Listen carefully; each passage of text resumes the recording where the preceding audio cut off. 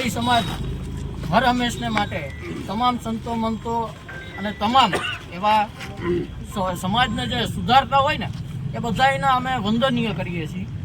અને જે તમે ટિપ્પણી કરી છે એનાથી અમારા સમાજને બહુ જ લાગણી દુભાણી છે, અતિશય દુભાણી છે. વાલા તમને વ્યાસપીઠ ઉપરથી તમને એટલું તો થોડું જ્ઞાન હોવું જોઈએ. આજે અમે તમને અજ્ઞાનીય કહીએ છીએ, કારણ કે કોળી સમાજમાં હાલ તમે જો તો ભૂતકાળમાં ઇતિહાસમાં છે ને કોળી સમાજ એમાં ઝલકારીબાઈ આવે, વીર માંધાતા આવે અને સંત શ્રી વેલનાથ બાપુ એ કોળી સમાજના છે, જેના આજે પણ દીવા ઝગમગે છે. એ જુનાગઢની ધરતી ઉપર આજે આવા ઉજળા સમાજને તમે આવી નીચ કક્ષાની વાત કરી અને આ સમાજની લાગણી દુભાવી છે. આ સમાજ કોઈ બાપુ સમાજ છે ને, તમે માફીના પાત્ર નથી બાપુ. આ સમાજ છે ને એના પૂર્વ રાષ્ટ્રપતિ રહી ચૂક્યા છે, હાલમાં મિનિસ્ટરો છે, હાલની અંદર એવા બિઝનેસમેનો છે. આ સમાજ ક્યાંય પાછળ નથી.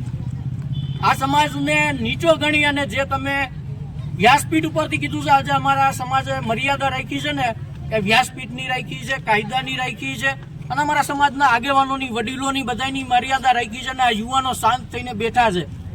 નહીતર આજની તારીખે બાપુ તમે જાણી શકો છો, તમે એમ કહો છો કે અમને આટલા ફોન આવ્યા, તો આનાથી વિશેષ પણ તમે જાણી શકો છો. કારણ કે કોઈ પણ સમાજ હોય 18 વર્ષની અંદર,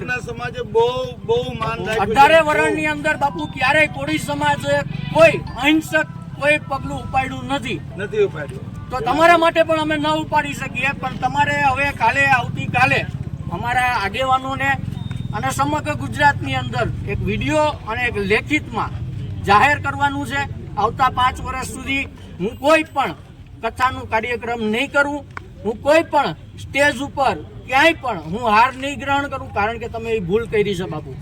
તમે હારના કે કોઈ સન્માનના પાત્ર નથી રહ્યા બાપુ.